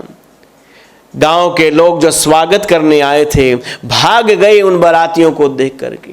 कौ मुखहीन विपुल मुख काहू, किसी का मुख नहीं, किसी के अनेक मुख, किसी के पांव नहीं, किसी के अनेक पांव, किसी के हाथ नहीं, कोई अनेक हाथों वाला, अनेक नयनों वाला, अनेक प्रकार से भयंकर आवाज गर्जना करने वाले भगवान शिव के बाराती देखे तो सब समाज वहां से हाय हाय करता हुआ चला गया। भगवान कहते हैं शिव जी की बारात अद्भुत बारात है। शिव समाज सब देखने लागे, बिडरी चले वाहन सब भागे। शंकर जी की बारात को देखा तो सब समाज वहां से भाग गया, अपने अपने वाहन छोड़ करके भागे। जूते चप्पल इत्यादि सब पैर छोड़ करके भागे।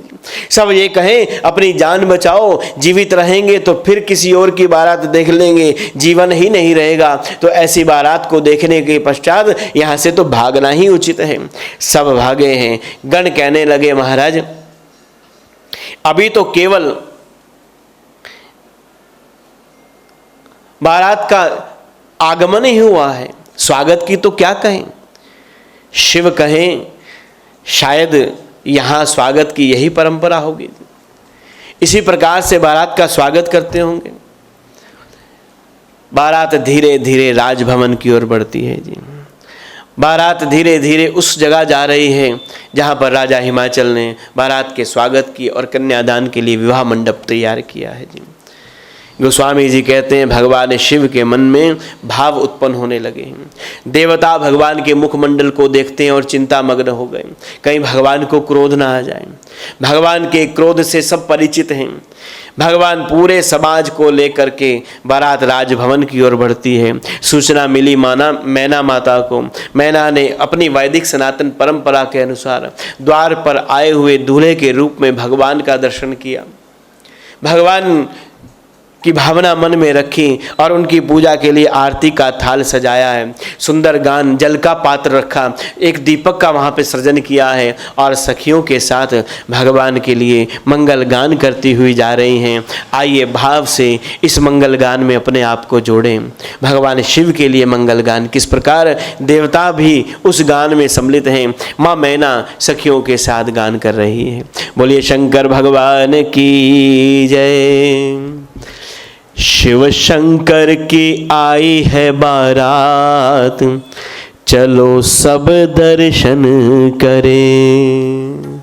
हर हर महादेव। माँ मैना आरती का थाल सजा करके बारात के स्वागत के लिए चली है। सुंदर गान सखियों के साथ मिलकर कर रही है। भाव से आइए नारी की सेवा करते हैं।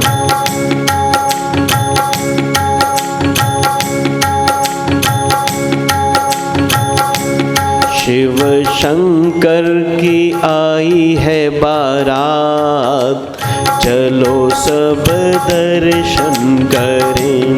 शिव शंकर की आई है बारात, चलो सब दर्शन करें। भोले बाबा की आई है बारात, चलो सब दर्शन करें।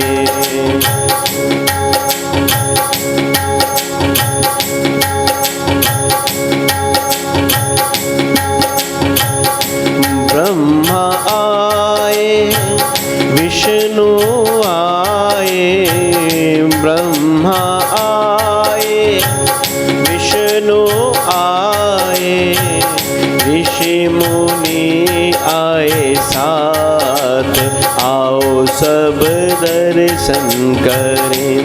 भोले बाबा की आई है बारात, चलो सब दर्शन करें।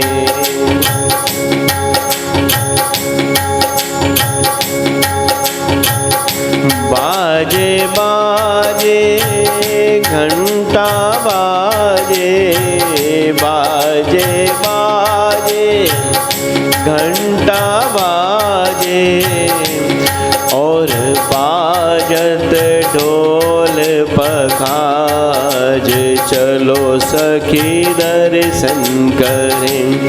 और बाजत ढोल पखाज, चलो सब दर्शन करें। भोले बाबा की आई है बारात, चलो सब दर्शन करें।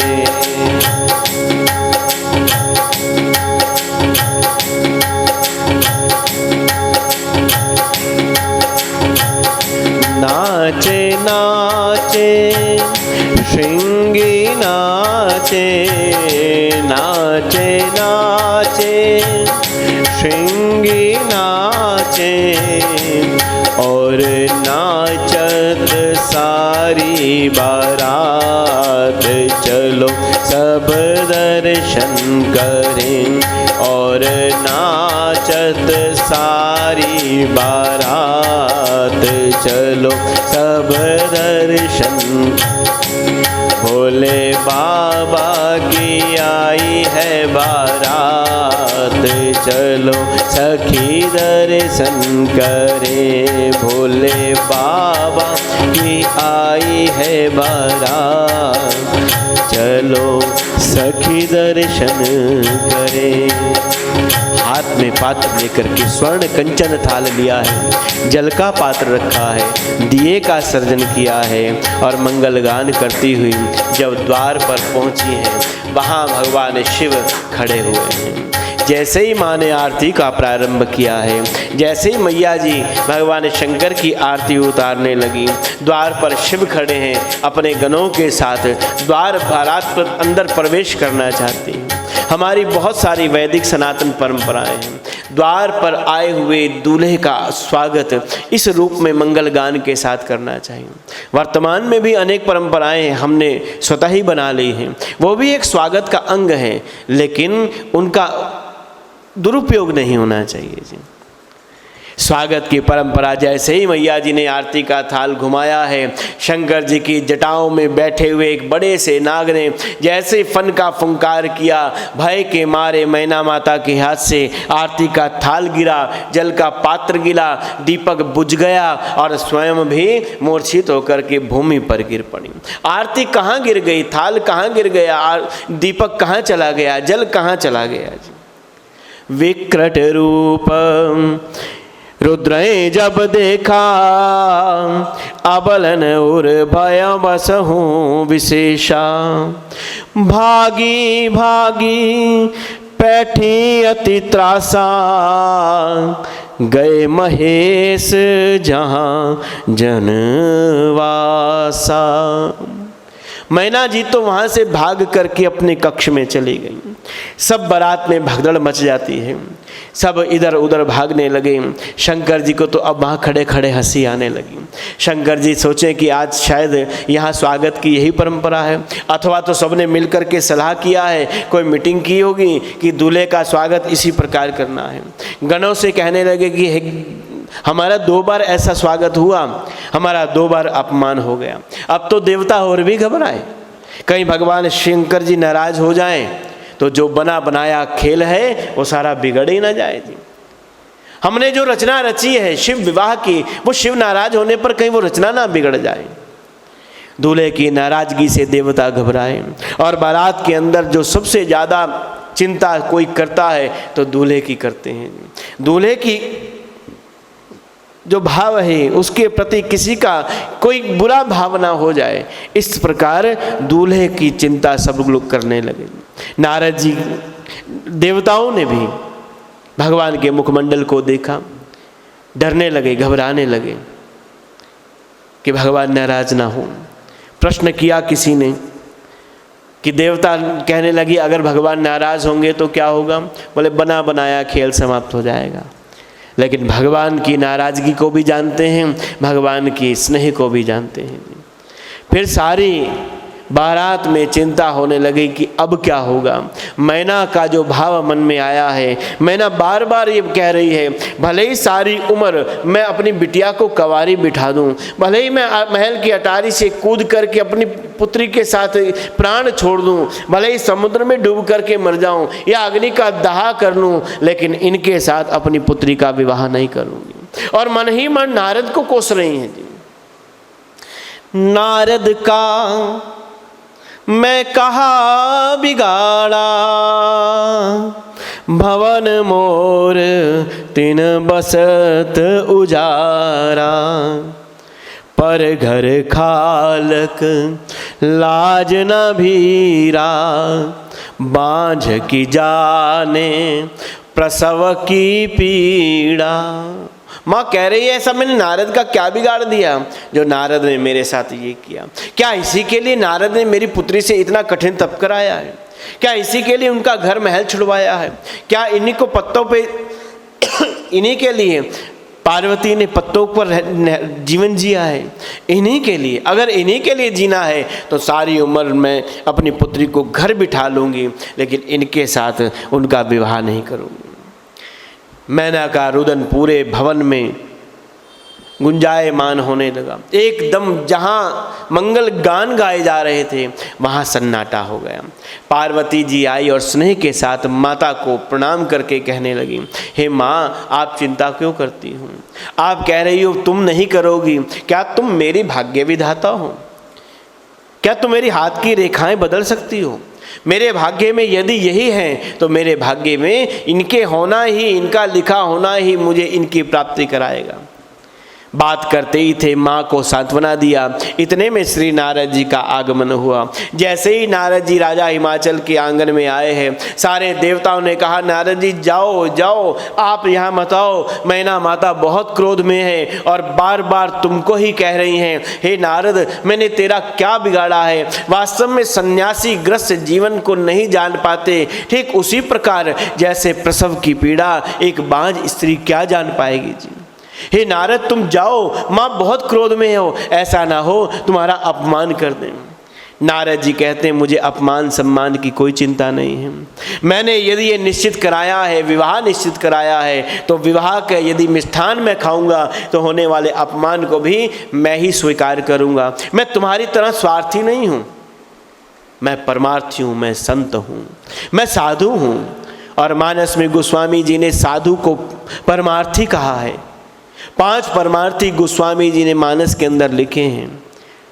संत बिटप सरिता गिरिधरनी और परहित हेतु सबिन के करणी, जिनका भाव ही परमार्थ करना है। इसमें साधु हैं, बिटप हैं, सरिता नदी, गिरी पहाड़ हैं और ये भूमि है जो परहित का काम करते हैं। हम विचार तो करें, पेड़ जो है उसका फल किसके लिए है? पेड़ अपने लिए नहीं रखता है, पेड़ का फल समाज के लिए है, दूसरों के लिए, परमार्थ के लिए है।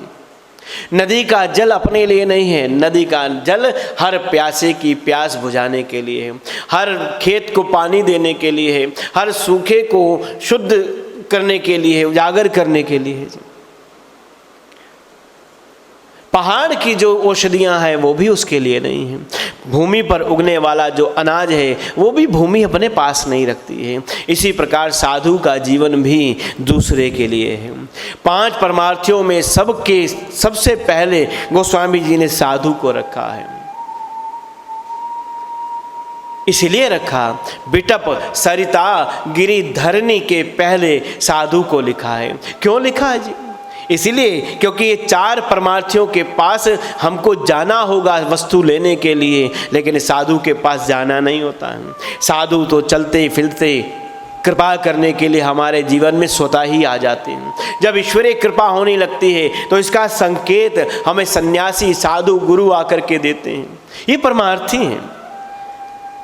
नदी से जल लेने के लिए जाना होगा, पहाड़ पर औषधि लेने जाना होगा,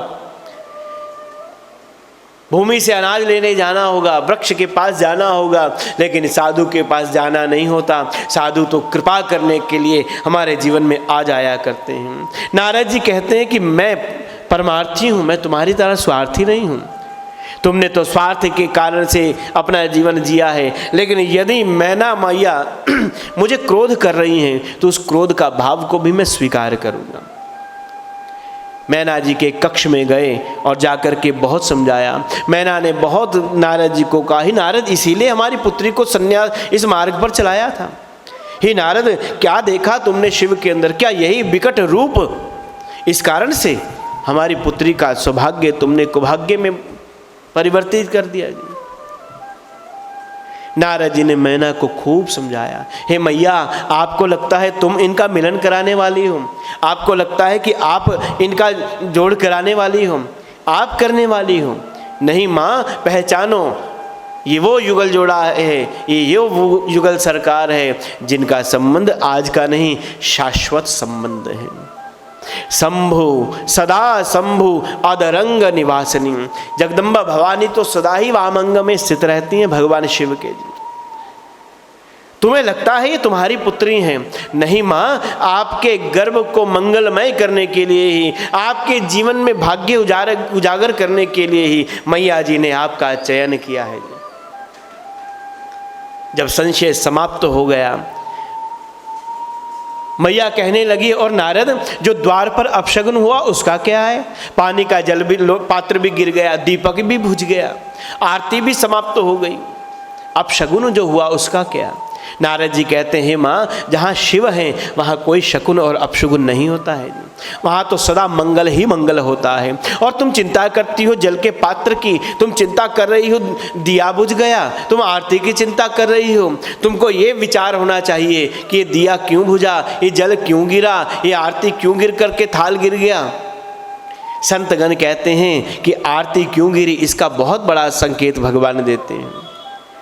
जब आरती घुमाई गई, दिया भगवान के मुखमंडल के समक्ष पहुंचा, तो दिए ने देखा जिनकी आरती उतारने के लिए वो ऊपर गया है, उनकी जटाओं में भगवान, दिए ने देखा कि वहाँ तो चंद्रमा विराजमान है, जिसकी शोभा चंद्रमा, जिसकी आरती चंद्रमा करता है। दिए ने विचार किया मैं उसकी क्या आरती करूँगा, इसलिए वो दिया शांत हो गया। जल के पात्र ने देखा जिसकी जटाओं में गंगा है, मैं उसकी क्या आरती कर पाऊँगा। संतों का अभिप्राय है, इसलिए ई शकुन अपशकुन नहीं है। देवताओं ने प्रार्थना किया और समस्त संशय भगवान ने समाप्त किया, और देवताओं की प्रार्थना पर भगवान शिव अपने उस विकट रूप को छोड़ देते हैं और भगवान देवादिदेव महादेव के रूप में वहाँ सुंदर सौम्य करुणा अवतार के रूप में वहाँ प्रकट हो जाते हैं। बोलिए शंकर भगवान की जय। भगवान का मंगल परिणय विवाह उत्सव हो रहा है। आइए भगवान के चरणों में समर्पण करते हैं, दिव्य दर्शन करते हैं भगवान का। सारे जग का है वो रखवाला, मेरा शंभू बड़ा भोला भाला। बम भोला बम भोला बम भोला, बम भोला बम भोला बम भोला, बम भोला बम भोला बम भोला, बम भोला बम भोला बम भोला।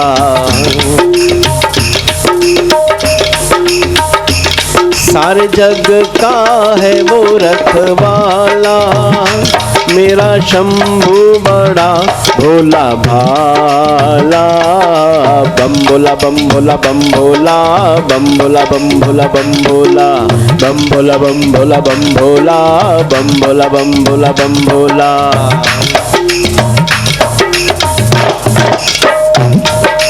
अमृत सबको देता है, आप जहर पी लेता है। अमृत सबको देता है, आप जहर पी लेता है। महल दिए हैं औरों को, खुद शमशान में रहता है। महल दिए हैं औरों को, खुद शमशान में रहता है। नीलकंठ कहलाता है, भांग धतूरा खाता है। नीलकंठ कहलाता है, भांग धतूरा खाता है। ना दीवाली ना उसका दीवाला, मेरा शंभू बड़ा भोला भाला। बम भोला बम भोला बम भोला, बम भोला बम भोला बम भोला, बम भोला बम भोला बम भोला, बम भोला बम भोला बम भोला।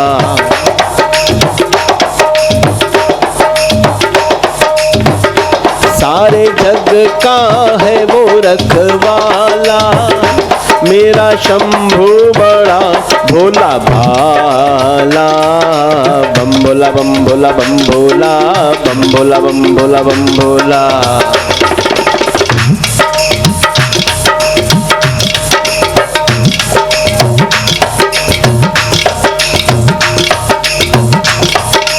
गंगा को सिर पर धारा, मस्तक चंद सोहे प्यारा।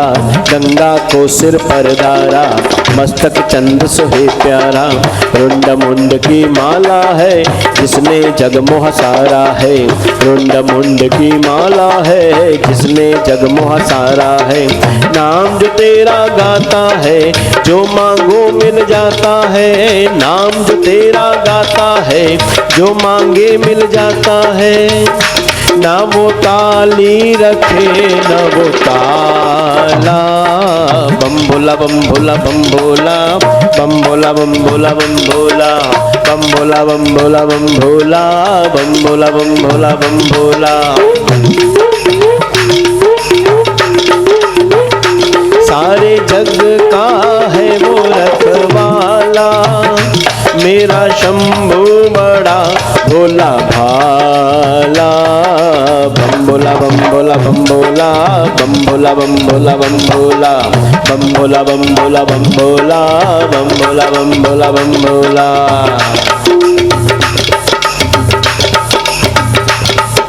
शरण में तेरी आया हूँ, जग का बड़ा सताया हूँ। शरण में तेरी आया हूँ, जग का बड़ा सताया हूँ।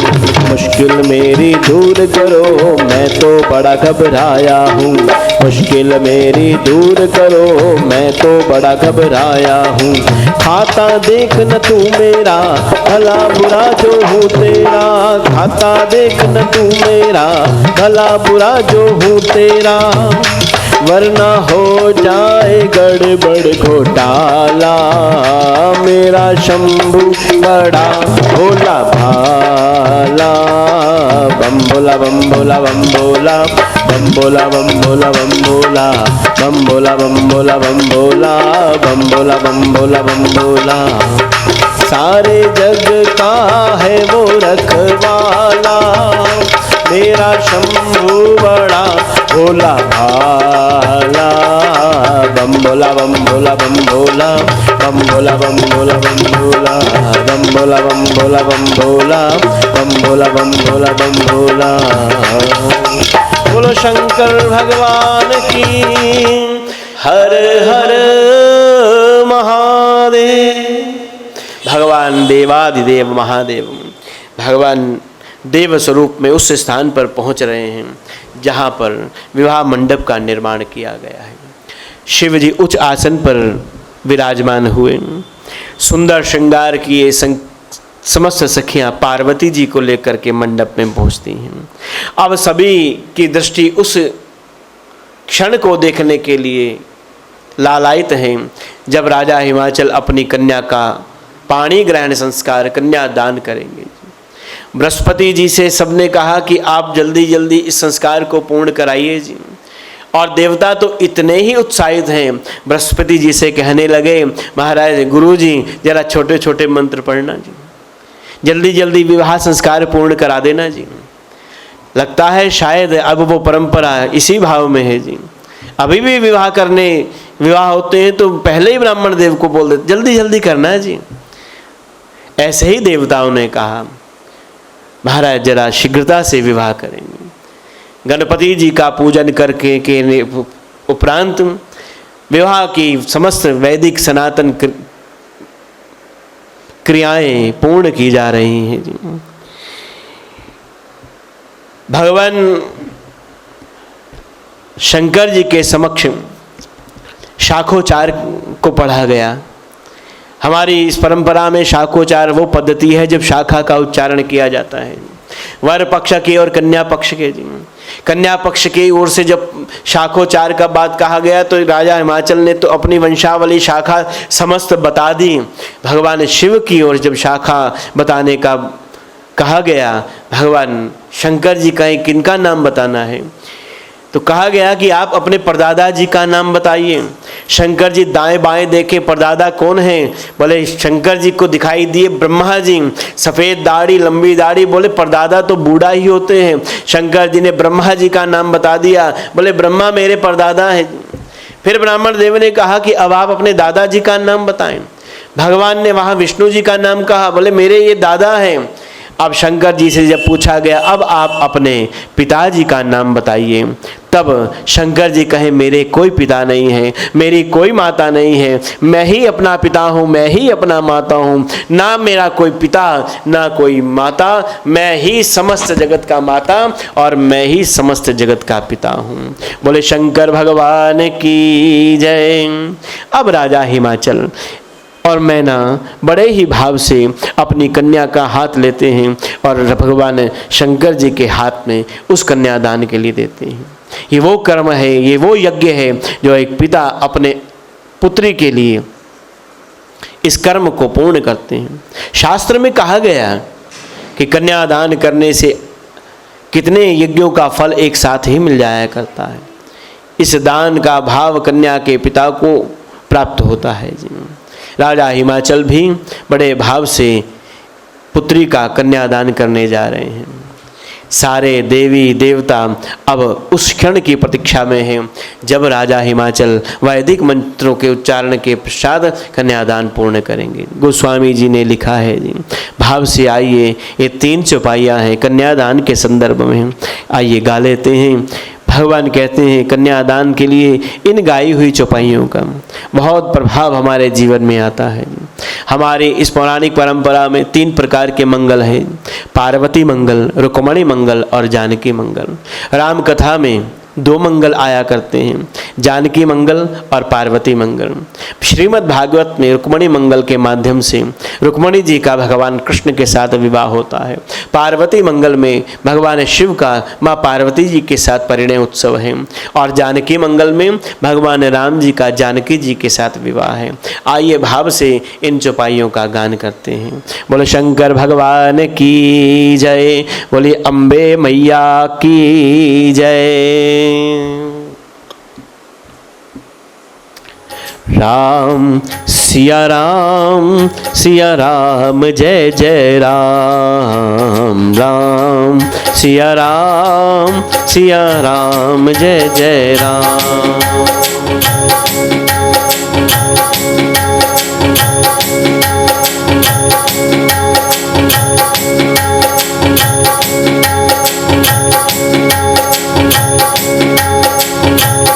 मंगल भवन मंगल हारी, ब्रवहु सुदशरथ अजर बिहारी। राम सिया राम जय जय राम, राम सिया राम जय जय। ओ पाणी ग्रहण जब कीन महेशा, ये हर्षे तब सकल सुरेशा। राम सिया राम जय जय राम, राम सिया राम। ओ वेद मंत्र मुनि वर उच्चरहि, जय जय जय शंकर सुर करहि। राम सिया राम जय जय राम, राम सिया राम जय जय राम।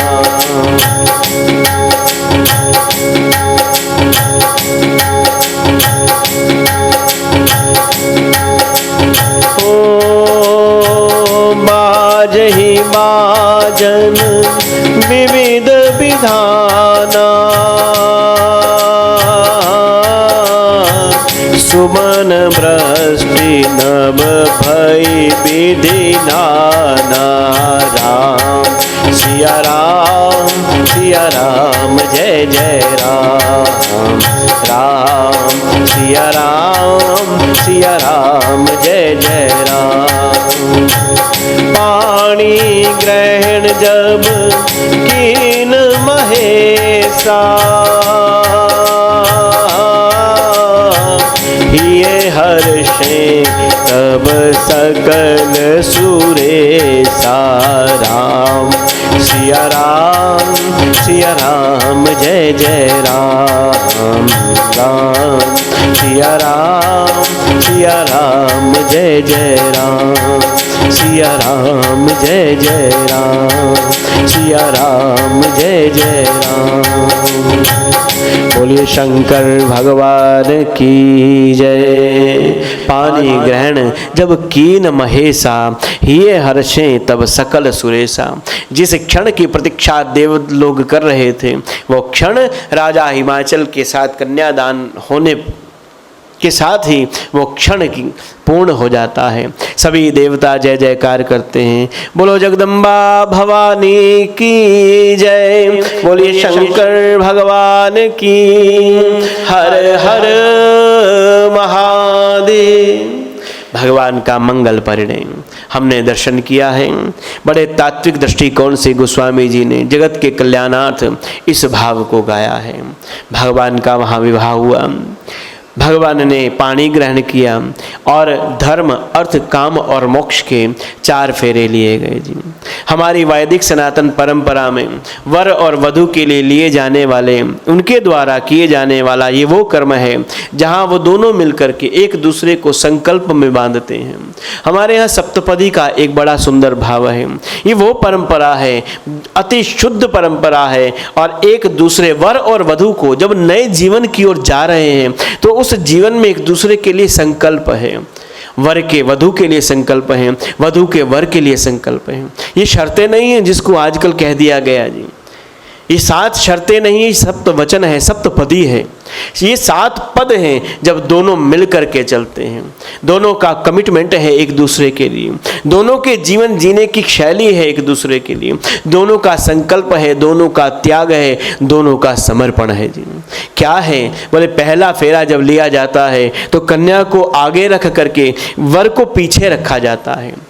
हमारे जीवन के 4 स्तंभ हैं जी, धर्म अर्थ काम और मोक्ष। पहला धर्म है, दूसरा अर्थ, तीसरा काम, चौथा मोक्ष है। इसी 4 स्तंभों पर जीवन निर्धारित है। हमारा जन्म होता है धर्म के लिए।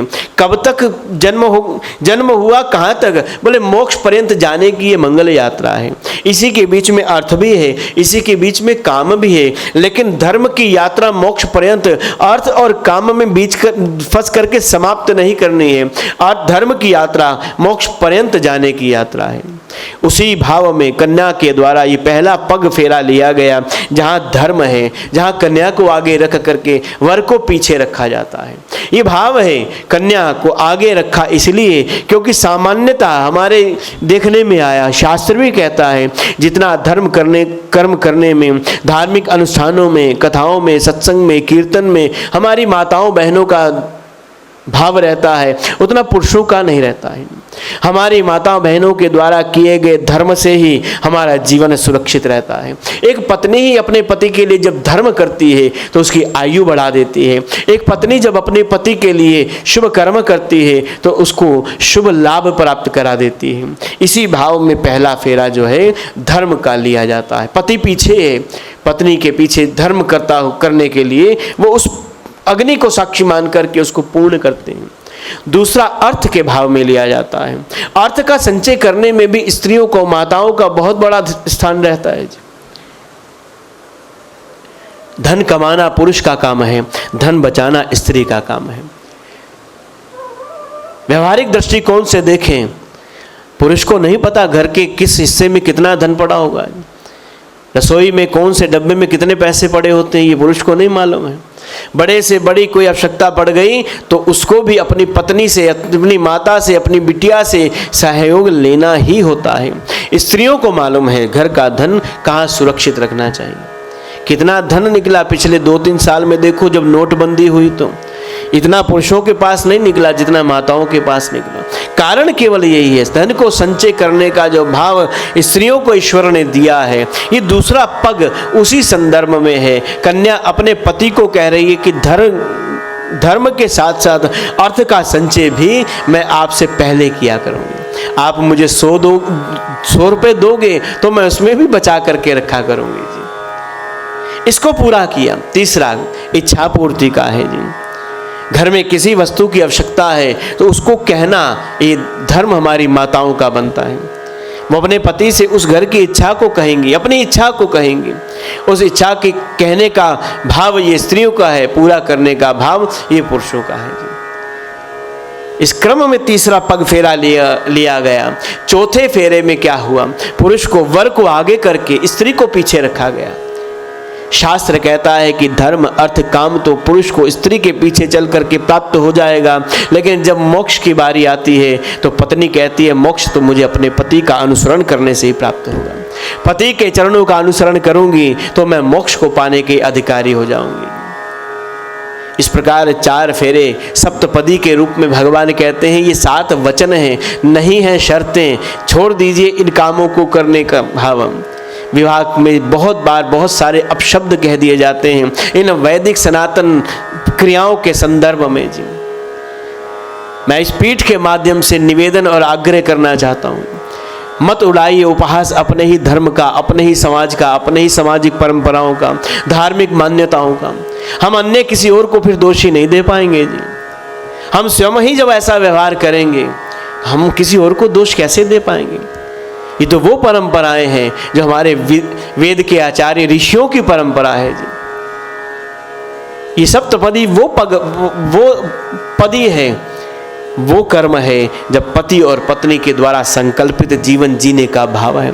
एक का दूसरे के लिए संकल्प है, दूसरे का पहले के लिए संकल्प है। यही तो है विवाह। क्या है? एक तरह का बंधन है, एक तरह का जुड़ना है, एक तरह का समर्पण है। एक पति पत्नी ही नहीं जुड़ते हैं जी, एक परिवार दूसरे से जुड़ता है, एक परंपरा दूसरे परंपरा से जुड़ती है। आज से आपकी परंपरा मेरी, मेरी परंपरा आपकी। मैं जितने परंपरा आप अपनी मानूंगा उतनी ही परंपरा आपकी भी मानूंगा। ये परंपराओं का मिलन है विवाह। नए जीवन को सृजन करने का नाम है विवाह, नए जीवन का निर्माण करने का नाम है विवाह। पति पत्नी मिलकर के कहते हैं, पत्नी से पति कहता है, आपकी जो सप्तपदी में सप्त वचन है कहें तो सही। पत्नी विस्तार से कहती, बड़ी अच्छी सुंदर व्याख्या करते हैं। पत्नी कहती है कि जब भी मैं आपसे किसी वस्तु की मांग करूंगी तो आपको मुझे देना होगा। घर को बनाने में जो भी चाहिए मैं आपसे मांगूंगी, घर को व्यवस्थित करने में जो भी मुझे चाहिए होगा वो आपसे ही मैं कहा करूंगी। घर में जो अतिथि आएगा उसकी सेवा का धर्म मेरा है। आपकी अनुपस्थिति में मैं उनका सम्मान कर पाऊं, इसीलिए तो मैं आपसे इस वस्तु की मांग करती हूं। आपको कभी किसी प्रकार का मैं कोई दोष नहीं दूंगी। आपके परिवार को संगठित रखना, आपके परिवार को एक रखना, आपकी पारिवारिक परंपराओं का निर्वाह करना, ये मेरा धर्म बनता है जी। 7 वचनों का बंधा हुआ ये जीवन है, मत जाने दीजिए इसको उपहास में। ग्रस्त उसका खराब होता है, याद रखिए, जिसका विचार खराब होता है। भगवान शिव, मानस के शिव ही कह रहे हैं, ग्रस्त कभी किसी का खराब नहीं होता है। ग्रस्त उसका खराब जो ये कहे कि हम तो ग्रस्त जीवन में ऐसे ही फंसे जी। कितने हम लोग दृष्टांत सुन करके आए हैं राम जी के माध्यम से, भगवान शिव के माध्यम से। ग्रस्त जीवन से अच्छा सुंदर आश्रम कोई नहीं है। इसी ग्रस्त जीवन में सन्यासियों का पदार्पण है, इसी ग्रस्त जीवन में महात्माओं का आना है, यहीं योगेश्वरों का आना है। यहीं पर तुम ईश्वर अवतार लेकर के आते हैं, ग्रस्त में ही तो आते हैं जी। कल भी चर्चा कर रहे थे कि जननी जने तो भक्त जन, याद आता या शूर, नहीं तो जननी बांझ रहे काहे गवावे। यही ग्रस्त में ही तो समस्त प्रकार के शुभ की कामना होती है जी। आज भगवान ग्रस्त जीवन की ओर अग्रसर हुए हैं। भगवान ने भी उस परंपरा का निर्वाह किया है। हम सबके लिए ज्ञानार्थ, हम सबके लिए तत्वार्थ उसको कहा। अपने सप्तपदी में मैं आपके वचनों को स्वीकार करता हूं। हमारे वचनों में कहा गया, वधू से वर कहता है, मैंने आपके साथ स्वीकार करे हैं, लेकिन एक वचन मेरा भी है, मैं भी तो कुछ कहूं। वर ने कहा, आदो धर्म धरा कुटुंब सुखदाम तथ्या प्रिय भाषणिम। आपको करना क्या है? धर्म का पालन करना है। आदो धर्म धरा कुटुंब सुखदाम तथ्या प्रिय भाषणिम, इसका आपको पालन करना है। परिवार सुख से रहे इसकी मंगल कामना करनी है। धर्म का पालन करना, परिवार की रक्षा करना, सुरक्षा करना, मितभाषी होना जी। याद रखिए, हमारा बोलना ही हमारे को जोड़ सकता है, हमारा बोलना ही हमको तोड़ सकता है। पूरे शरीर के अंदर एक जीभ ही नहीं होती जिसके अंदर हड्डी नहीं है, लेकिन एक जीभ से बोला हुआ अपशब्द ही हमारे शरीर की सारी हड्डियां तोड़वा सकता है जी। एक जीभ में ही हड्डी नहीं है। दांत ने कहा जीभ से, हम 32 हैं और तुम एक। जीभ कहती है कोई बात नहीं, मैं गलत बोल दूं तो आदमी सबसे पहले दांत ही आके तोड़ता है। वो कहेगा मैं तेरे 32 के 32 दांत तोड़ दूंगा। इसलिए वचन बोलना हमारा अच्छा होना, मितभाषी हो जी। कुटुंब सुखदाम तथ्या प्रिय भाषणिम, इस भाव के साथ वैदिक सनातन परंपरा का भगवान ने वहाँ दर्शन कराया है। मानस में गोस्वामी जी इस प्रसंग को यहाँ विराम दे रहे हैं। भगवान शिव का जो विवाह का प्रसंग है यहाँ पूर्ण होता है। विदाई का जो प्रसंग है, इस भाव को भी गोस्वामी जी ने गाया है जी। बाजई बाजन विविध बदाना, सुमन वृष्टि नम भई विधि नाना। बोलो शंकर भगवान की जय। आज की मंगल यात्रा हम यहाँ विराम देते हैं। भगवान शिव के चरणों में प्रार्थना करते हैं, भगवान आप समस्त प्रकार से सब पर कृपा करें। आप सभी के लिए मंगल कामना करते हैं, आप सभी भी सुख से रहें और एक भाव का निर्माण अपने मन में करें। सर्वे भवन्तु सुखिना, सर्वे सन्तु निरामया, सर्वे भद्राणि पश्यन्तु, माँ कश्चित दुख भाग भवेत्। मानस के शिव का ये पावन कथा प्रसंग कहने का भाव केवल इतना ही रहा। हम शिव को के जीवन को तात्विक अर्थों में स्वीकार करें। शिव के जो कार्य हैं वो हमारे जीवन को हम लोग उस कार्य को प्रसाद रूप में स्वीकार करेंगे तो हमारा जीवन भी शिव कृपा से, उनकी ही कृपा से अच्छा होगा। इस भाव के साथ मैं वाणी को विराम देता हुआ आज की यात्रा को यहाँ विश्राम देते हैं। बोलो शंकर भगवान की जय। हर हर महादेव।